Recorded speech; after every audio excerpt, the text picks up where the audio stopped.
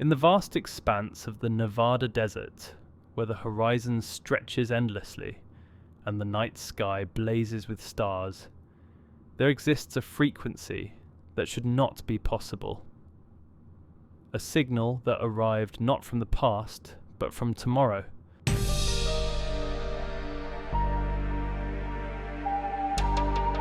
For 3 years during the 1970s, listeners across the American Southwest reported hearing broadcasts from a low-power AM station that defied the laws of time itself, news that had not yet happened, predictions that came true with chilling accuracy, and a mystery that ended as suddenly as it began. The phenomenon began in the spring of 1976. Truck drivers crossing Interstate 80 through the Nevada wilderness were the first to notice something unusual on their radios. Between the familiar country stations and religious broadcasts, there existed a frequency that seemed to flicker in and out of existence. The signal was weak, often lost beneath waves of static. But when it came through clearly, what listeners heard was unmistakable. A calm, professional voice reading news headlines, weather reports, and sports scores. Nothing unusual except for one impossible detail. The broadcasts were always exactly 24 hours ahead. A thunderstorm warning for tomorrow afternoon. The final score of a basketball game that would not be played until the next evening.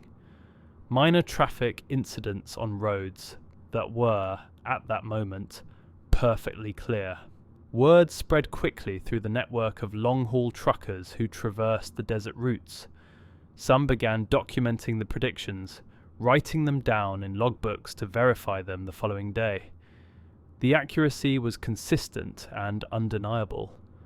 Weather patterns, sports outcomes, even minor local news items, all broadcast 24 hours before they occurred. By late 1977, the phenomenon had attracted the attention of the Federal Communications Commission. Agents equipped with radio direction-finding equipment set out across the Nevada desert, attempting to triangulate the source of the mysterious broadcasts. The process should have been straightforward, yet each attempt yielded contradictory results. The equipment would point to different locations each time: an abandoned mining town, a stretch of empty highway, a dried lake bed where nothing had stood for decades. Teams were dispatched to each location.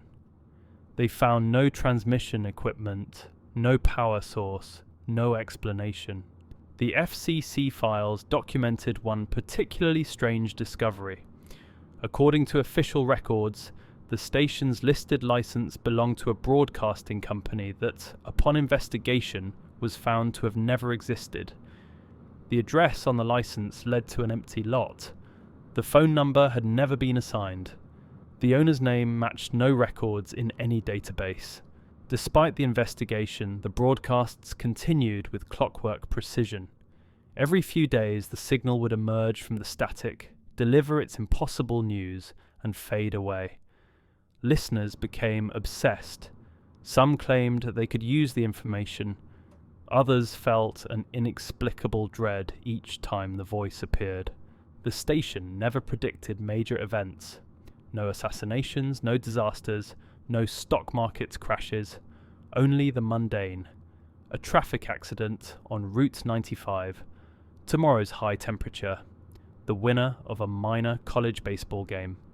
Details so specific and trivial that they seemed deliberately chosen to prove authenticity without revealing anything useful. One listener, a radio technician named Robert Chen, became convinced he could record the broadcasts and analyze them for clues. For 6 months, he monitored the frequency every night, tape recorder ready. He captured 17 separate broadcasts, each one later confirmed accurate to the smallest detail. His analysis revealed something disturbing.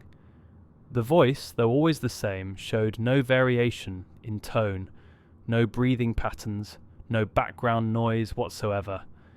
It was too perfect, too clean, as if the sound had not been transmitted through air at all, but inserted directly into the radio signal itself. Then, in August 1979, the broadcasts simply stopped. The last transmission occurred on the evening of August 14th. The voice delivered a weather report for the following day, predicting clear skies and temperatures in the high 90s.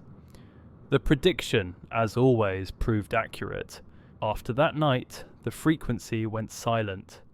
Listeners tuned in every evening for weeks, then months, hoping to hear that familiar voice emerge from the static.